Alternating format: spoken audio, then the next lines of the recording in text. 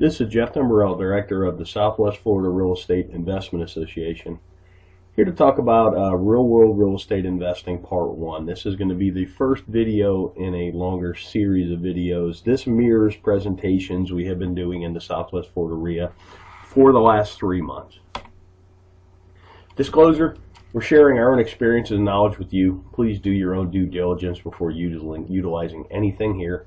This is not to be construed as investment advice, and you should seek competent counsel before trying this at home. In the past 3 years, we've assisted and advised and had ownership interests in several private equity entities that employed over $14 million in capital in the Florida market, which gave us not only unique insight as to the amount of business we've done, it also gave us some great insight into how institutionalized investors employ capital. Number one, the key to being successful is to understand what you're there to do. In my opinion, this is the most important thing. There's so many people running around the world. There's a lot of people wanting to run around and try and do real estate investing. They take courses, they read books, they go to meetings, but they really don't know what they're there to do. They really haven't spent that critical time understanding what you're here to do, what's your mission, what's your goals. I mean, without having any goals, it's hard to achieve any goals, if that makes any sense. From our experience, the clearer the plan you have, you will be able to operate with a margin of safety. And that's the key word in this business, a margin of safety, because the ones that survive, last, and grow true wealth are the ones that don't make mistakes or make mistakes that you can recover from. Investing in real estate. Investment is the purchase of an asset or an item with the hope that it will generate income or appreciate in the future and be sold at a higher price. Keyword, the future, for investing. So what does that mean? The act of committing capital to an endeavor with the expectation of obtaining an additional income and or profit. That's what investing is. Something I've learned over the years, it's kind of like a narrative. It's a why in the road when you're talking to somebody that's in real estate. Are they a trader or are they an investor? Investors buy and hold. They get a return from the assets they own. Traders wholesale. Traders fix and flip. Nothing wrong with it. I do it. I've done it in the past. I'm trying to do it again today. I'm doing a marketing campaign as we speak, looking for contracts to wholesale. With that said, it's two different narratives and even two different valuation processes, investor versus trader. You need to recognize the difference between the two.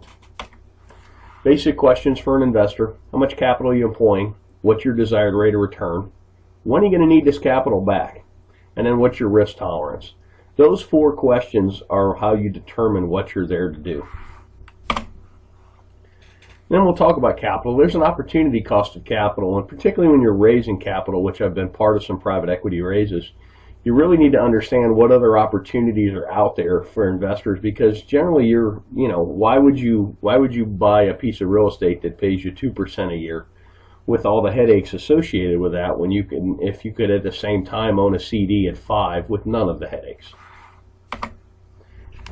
Give you a chart on 10-year T-bills, talk about opportunity cost.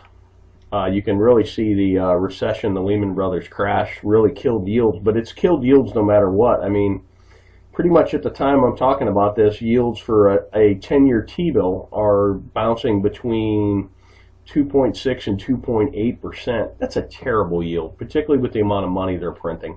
Then you go back 10 years, and this is why investment real estate has become so popular, because it's one of the few places you can get a yield.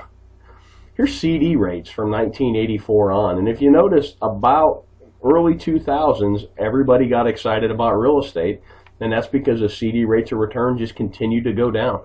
So right now, my God, on a 1-year CD, you're getting not even 1%.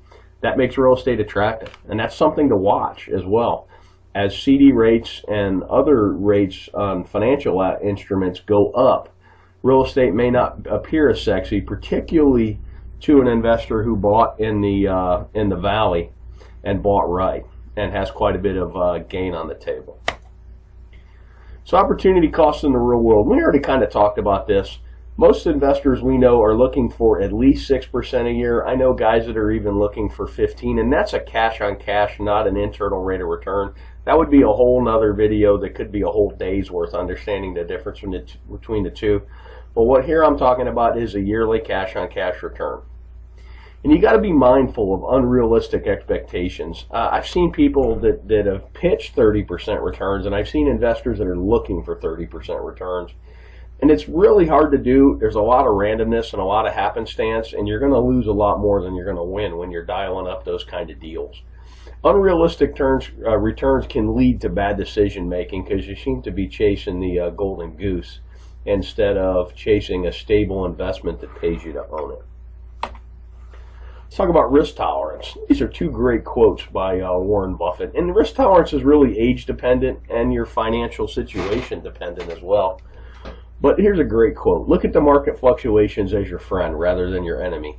Profit from folly rather than participate in it. And that's most real estate investors. You're supposed to be a contrarian. I kind of put the world in, you're either a salmon or you're a lemming. You're either running with the crowd or you're running against the crowd.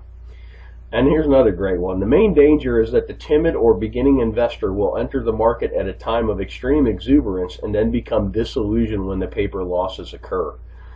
The key is to not panic and do math-based risk assessments and then math-based evaluations and then sit down and decide what you're doing. You could have bought a home in Cape Coral, Florida at the height of the market at $320 and paid cash, held it all the way through the crash, and still got a better rate of return than CDs, and it's a terrible investment because your basis is so high. Or if you trade it out, you would literally be losing money. But it's sad but you actually would have outperformed the CD, and that's kind of a interesting thing. We did some case studies of people that had bought at the top and had they held and if they had mortgages, and I think that video's on our YouTube channel as well. Thanks for watching. You can always check out our website at swflreia.com. There should be a link at the bottom of this video. If you're on our website, put yourself on our mailing list. We send out a lot of foreclosure information. We send out our meeting notices, and we also from time to time send out information like this. I hope this information is useful to you, and make it a great day.